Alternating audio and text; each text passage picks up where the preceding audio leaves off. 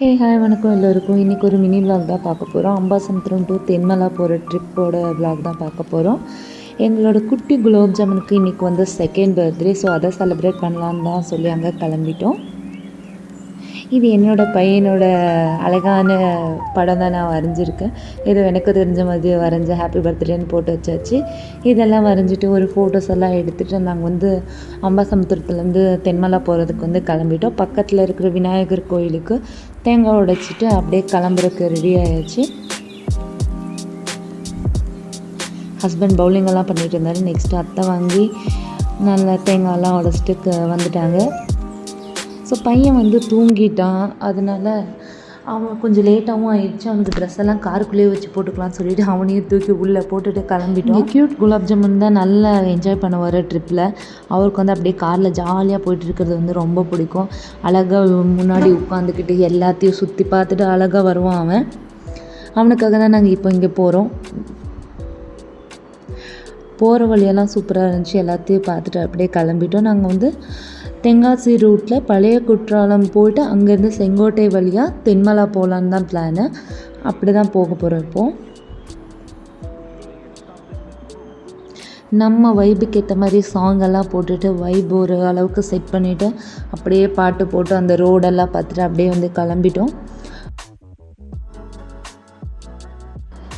இங்கேருந்து 14 கிலோமீட்டர் செங்கோட்டை. நாங்கள் பழைய குற்றாலம் வழியாக தான் போக போகிறோம்.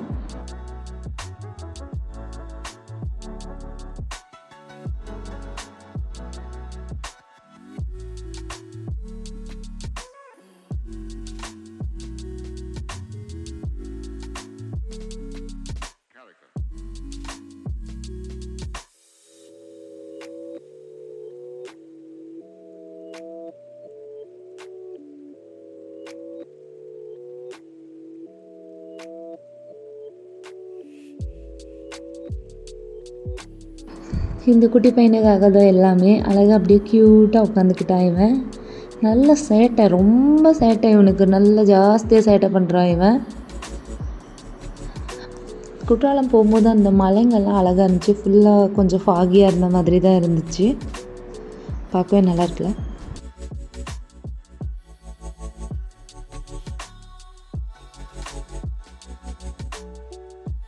தென் முன்னாடி வந்து பின்னாடி ஓடிட்டான் அவங்க தாத்தா பாட்டி கூட.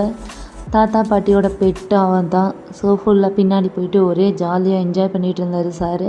அவரை பிடிக்கவே முடியல, ஒரே ஸ்மைலு. ஸோ அவங்க டேடியை கொஞ்ச நேரம் அவன் அப்படியே டிஸ்டர்ப் பண்ணிவிட்டு அப்படியே கிளம்பிட்டோம். செங்கோட்டையில் வந்து பார்டர் பரோட்டா சாப்பிட்லான்னு தான் போனோம். ஸோ இன்றைக்கி இன்னொன்று தெரியல, கடை அடைச்சிருந்துச்சி. இன்னொரு பக்கத்தில் ஒரு கடை இருந்தால் அங்கே தான் சாப்பிட்டோம்.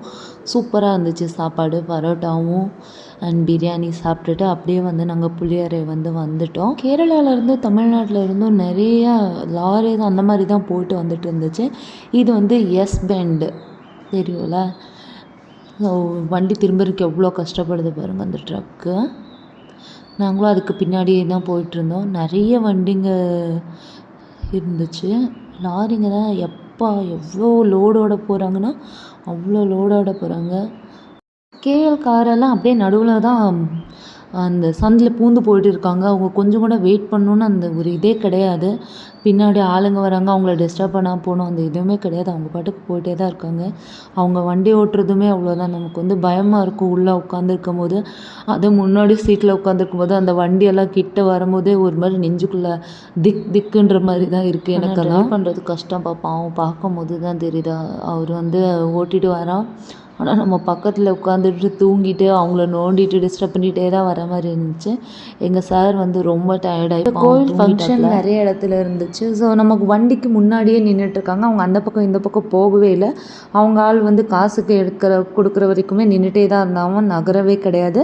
ஸோ நாங்கள் ஒரு 50 ரூபா கொடுத்துருந்தோம். அதை வாங்கினதுக்கப்புறம் தான் அவர் வழி விட்டார். இது என்ன பழக்கம்னே தெரியல. ஒரு வண்டிக்கு முன்னாடி நின்றுட்டு இப்படி வந்து கேட்கணுமான்னு புரியலை. அவங்க லோக்கல் வண்டியெல்லாம் விட்டுறாங்க, நம்மளெல்லாம் பிடிச்சி வச்சுக்கிறாங்க. முன்னாடி சூப்பரான ஒரு பிரிட்ஜ் வரப்போகுது, ஆரியங்காவல் பிரிட்ஜ். இது வந்து நிறைய இல்லை, நீங்கள் பார்த்துருப்பீங்க. பாருங்கள் எவ்வளோ அழகாக இருக்குன்னு. எனக்கு இந்த இடம் எப்போ இந்த பக்கம் வரும்போது எனக்கு இந்த இடம் ரொம்ப பிடிக்கும். பார்க்குறக்கு அழகாக இருக்கும். இதுக்கு மேலே ட்ரெயின் போகும்போது பார்த்தா இன்னும் சூப்பராக இருக்கும். இந்த புனலூர் ரோடு வந்து கொஞ்சம் பிஸியாக தான் இருக்கும்னு நினைக்கிறேன். எப்போவுமே நிறைய லாரிஸ் தான் நான் பார்த்துருக்கேன் இங்கே வரும்போது. இப்போவும் பாருங்களேன் எவ்வளோ போகுது. நமக்கு முன்னாடி எத்தனை லாரிஸ் போயிட்டு இருந்தது தெரியுமா? நிறைய இருந்துச்சு.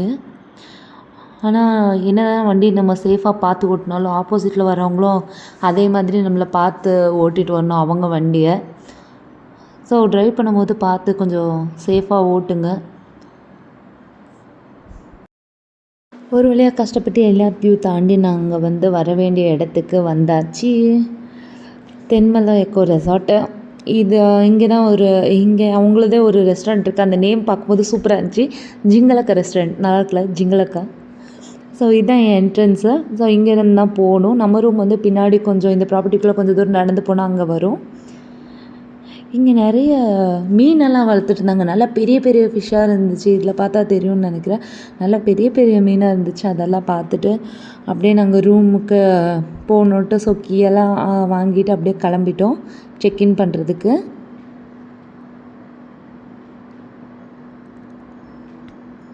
பையனுக்கு அங்கே இருக்கிற மீனெல்லாம் காட்டிட்டு அப்படியே இப்போ வந்து ரூமுக்கு கிளம்பிட்டோம். நாங்கள் வந்து வழி தெரியுதா? அப்படியே நெட்டு குத்துக்கு கீழே இறங்குற மாதிரி இருக்காது. நீங்கள் காருக்குள்ளேருந்து பார்க்கும்போது அவ்வளோ பயமாக இருக்குது அந்த இடம்.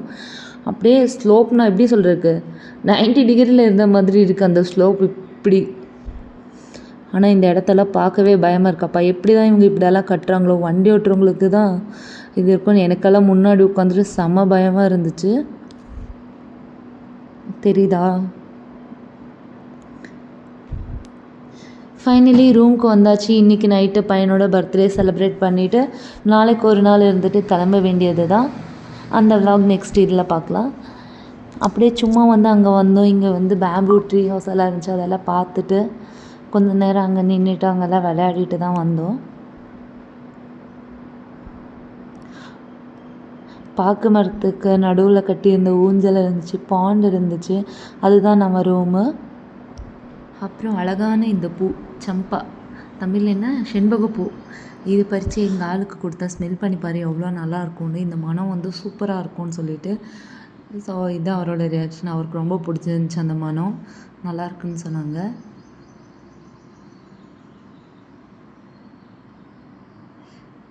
ஓகே, பாய் பாய்.